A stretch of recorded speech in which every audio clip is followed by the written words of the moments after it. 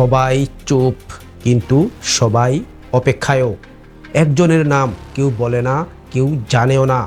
বন্ধুরা, সেই অজানা মানুষটির হাতেই কি নির্ধারিত হবে আগামী জাতীয় নির্বাচনের ভাগ্য? কিন্তু কে তিনি? কেন তার নাম এখনো গোপন? আর কেন তার জন্যই বিভক্ত গোটা রাজনৈতিক মহল?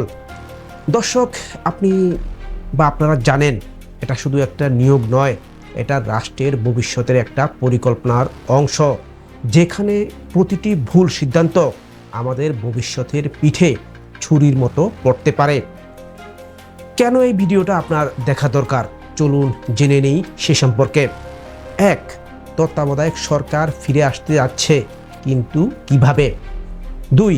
সবাই চাইছে কিন্তু কেউই একমত নয়, কেন? 3. প্রধান উপদেষ্টা কে হবেন? এ প্রশ্নে তৈরি হচ্ছে ভয়াবহ জটিলতা। 4. সংবিধান বদলাবে নাকি ঘটবে নতুন রাজনৈতিক সংঘর্ষ? আর ভিডিওর একবারে শেষে এমন কিছু তথ্য আছে যেটা জানলে আপনি অবাক হবেন, তাই স্কিপ না করে পুরো ভিডিওটি দেখার অনুরোধ করছি। চলুন সংবাদটির ব্যবচ্ছেদ করি।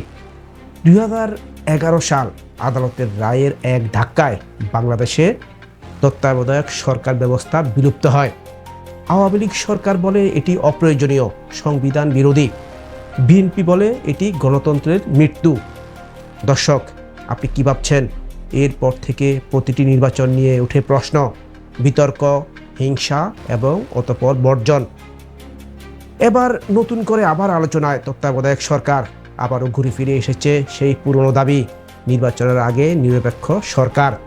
তাহলে এখন কি হচ্ছে? জাতীয় ঐক্যমত কমিশনের সঙ্গে প্রথম পর্বের আলোচনায় প্রায় সব দল একমত। হ্যাঁ, তত্ত্বাবধায়ক সরকার চাই, কিন্তু কে হবেন এই সরকারের প্রধান উপদেষ্টা? সেখানে গিয়ে দেখা গেল ভয়ঙ্কর জটিলতা। কেউ বলছে বিচারপতি যেন না হন, কেউ বলছে রাষ্ট্রপতির কথাও চিন্তা করা যায়, আবার কেউ বলছে 3 জনের সমন্বয়ে গঠিত একটি কাউন্সিল ঠিক করুক এই নাম। আপনি কি ভাবছেন? এত গুরুত্বপূর্ণ একটি পদের জন্য কি এখনও আমরা প্রস্তুত না? দেখুন দর্শক বন্ধুরা, এক সময় সংবিধানে ছিল তত্ত্বাবধায়ক সরকার, তারপর আদালতের মাধ্যমে তা বাতিল হয়।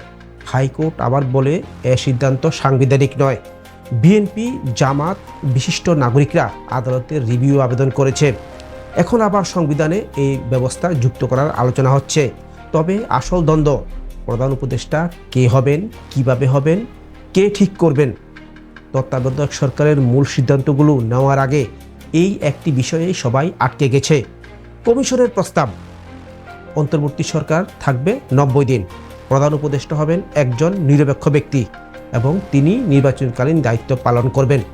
কিন্তু একে একে 20টি গুরুত্বপূর্ণ সিদ্ধান্ত এখনও ঝুলে আছে। অধ্যাপক আলী রিয়াজ বলেছেন, এই 20টি সিদ্ধান্ত ঐক্যমত্য না হলে তত্ত্বাবধায়ক সরকার নিয়ে আগানো যাবে না। দর্শক, ভিডিওর শুরুতে বলেছিলাম এমন একটি চমক আছে যেটা ভিডিওর শেষের দিকে জানাবো বা জানবেন। এখন সেই চমকটি জানার পালা। এই মুহূর্তে অন্তত 5টি প্রস্তাব আছে, কিন্তু একটাও এখনো চূড়ান্ত না। এমনকি কমিশনের পক্ষ থেকেও বলা হয়েছে তারা সাংবিধানিক কাউন্সিল বাদ দিয়ে এখন ভিন্ন একটি কমিটি নিয়ে ভাবছে, কিন্তু সেই কমিটির গঠনতন্ত্রই নেই। তাহলে তত্ত্বাবধায়ক সরকার নিয়ে সবার মত এক, কিন্তু রূপরেখা নিয়ে কেউ একমত নয়। তাহলে এটাই কি আগামী দিনের রাজনৈতিক সংকটের বীজ? দর্শক, এখন প্রশ্ন আপনার জন্য, আপনি কি মনে করেন বাংলাদেশের নিরপেক্ষ নির্বাচনের জন্য তত্ত্বাবধায়ক সরকারই একমাত্র সমাধান? আর যদি তাই হয়, তাহলে এই প্রধান উপদেষ্টা কে হওয়া উচিত?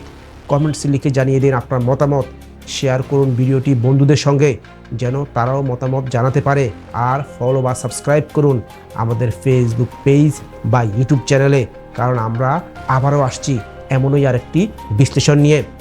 যাক, গল্পটা কিন্তু এখনও শেষ হয়নি, কারণ ইতিহাস বারবার প্রমাণ করেছে নেতা নয় সিস্টেমই টিকে থাকে, কিন্তু সেই সিস্টেম গঠনের পেছনে যারা থাকে তাদের নামটাই আমরা সবচেয়ে কম জানি। এইবার হয়তো সেই নামহীন মানুষটি হতে চলেছেন ইতিহাসের মোড় ঘুরানোর কারণ। দর্শক, আজ এ পর্যন্তই। ভালো থাকুন। আল্লাহ হাফেজ।